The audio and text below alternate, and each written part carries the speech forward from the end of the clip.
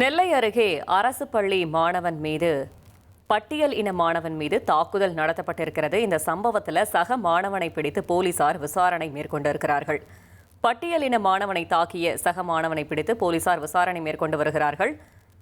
மேலும் தகவலோடு செய்தியாளர் ராமசுந்தரம் இணைந்திருக்கிறார். ராமசுந்தரம், முழு தகவல்கள்.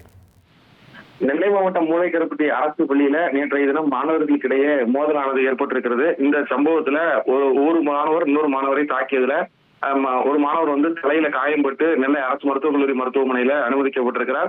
அந்த சிகிச்சையில் இருக்கக்கூடிய மாணவன் என்பவர் பட்டியலினத்தை சேர்ந்தவர் என அவர் பெற்றோர் தரப்புல புகார் கொடுக்கப்பட்டு மூலக்கருப்பட்டி போலீசாரால் விசாரணை மேற்கொள்ளப்பட்டது. இந்த சம்பவம் தொடர்பாக மூலக்கருப்பட்டி போலீசாரும் விசாரணை நடத்திய சூழல்ல தப்பியோடைய மாணவனையும் போலீசார் தீவிரமாக தேடி வந்தார்கள். இந்த நிலையில் இந்த அதிகாலையில அந்த மாணவனை பிடித்து தற்போது விசாரணையானது நடைபெற்று வருகிறது.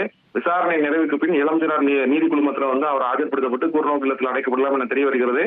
தற்போது இந்த மாணவன் எதற்காக சண்டையிட்டான், எந்த காரணத்திற்காக சண்டை நடந்தது என்பது குறித்த விசாரணையை தற்போது போலீசார் மேற்கொண்டிருக்கிறார்கள். இனி செல்லும் இடமெல்லாம் செய்தி. தந்தை டிவியின் வாட்ஸ்அப் சேனலை ஃபாலோ பண்ணினா செல்ல இருக்கும் இடமெல்லாம் செய்தி. இதோ QR கோட் இப்பவே ஸ்கேன் பண்ணுங்க, ஃபாலோ பண்ணுங்க.